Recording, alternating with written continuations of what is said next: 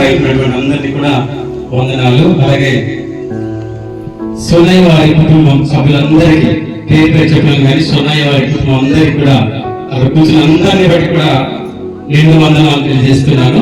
అలాగే ఈరోజు బాల్య దశ నుంచి యవ్వన దశకి వచ్చినటువంటి కుమార్తె కలిగిగాక.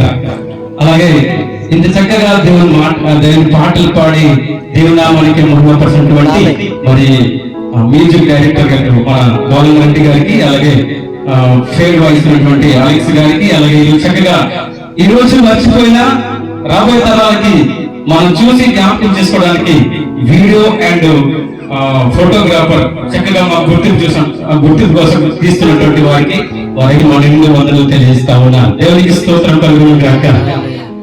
ఇలాగ చెప్పుకుంటూ ఫస్ట్ లో పాస్టర్ ఇంట్లో ఒక గొప్ప ఆశీర్వాదం దేవుడు చేయడం మనం చూసి దానికి కూడా నేను ప్రేయర్ ఏంటంటే first of all prayer attend అవ్వాలి, రెండవది చుట్టాలుగా రావాలి, రెండు నా ట్రాన్స్ఫర్ అంటే గురి.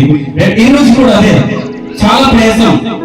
స్టేజ్ మీద ఎందుకు చెప్తున్నంటే అక్కడ ఉన్న సెక్టర్ ఉన్నా సరే, ఎక్కడి నుండి రాకపోయినా సరే, ఏ దూరం నుంచి రాకపోయినా సరే స్థానిక సంఘం ముందు అటెండ్ అవ్వడం చాలా ఉత్తమం.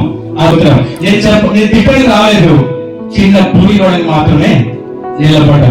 మీరు నన్ను తిప్పుకున్నా ప్రాబ్లం లేదు, నన్ను తోడినా ప్రాబ్లం లేదు, నన్ను మంచి వాళ్ళని చెప్పినా ప్రాబ్లం లేదు. దేవునికి స్తోత్రం కలుగును గాక. స్థానిక దేవుళ్ళు ఎంతో వచ్చుకుంటారండి, ఎప్పుడు ముగించాలని ఆయన ప్రయాసపడుతుంటారు. ఇటు మెయిన్ స్పీకర్ గారేమో ఎప్పుడు నాకు టైం ఇస్తారా అని చూస్తుంటారు.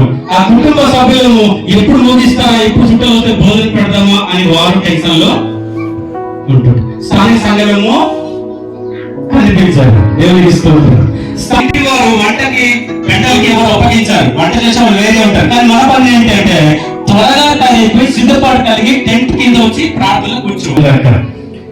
దేవుడు మనం ఏ స్టేజ్కి వచ్చినా, మనం ఏ స్థాయికి వచ్చినా దేవుని దయ, దేవుని కృప, దేవుని సంకల్పం లేనిది మనం ఏ స్టేజ్ కూడా వెళ్ళడం చాలా కష్టం. ఎందుకంటే తల్లి గర్భంలో కూడా దేవుడు చూస్తాడట, ఈరోజు యవ్వన కాలంలో రావడానికి కూడా దేవుడు చూశాడట. ఆయన కృప లేకపోతే మనం ఏమి కూడా చేయలేము. హల్లెలూయా. కీర్తనలో 13వ వచనంలో ఇలా రాయబడి ఉంటుంది అన్నమాట. ఒక్కసారి చూద్దామండి. 139:13 అండి. నా అంతరింద్రియములను నీవే కలగజేసితివి, నా తల్లి గర్భమందు నన్ను నిర్మించిన వాడవు నీవే. నీవు నన్ను కలగజేసిన విధము చూడగా భయమును ఆశ్చర్యమును నాకు పుట్టించున్నవి. అందరు బట్టి నేను నీకు కృతజ్ఞతాస్తుతులు చెల్లించుచున్నాను. కార్యములు, ఆశ్చర్య కార్యములు, ఆ సంగతి నాకు బాగుగా తెలుస్తున్నది. అంటే దేవుడట తల్లి గర్భంలో పిండమైనప్పుడు కూడా చూచాను. పిండము మనమందరం కూడా పిండమునై ఉన్నప్పుడు దేవుడు చూచాడు. నమ్ముతున్నారా? దేవుడు చూస్తున్నాడు.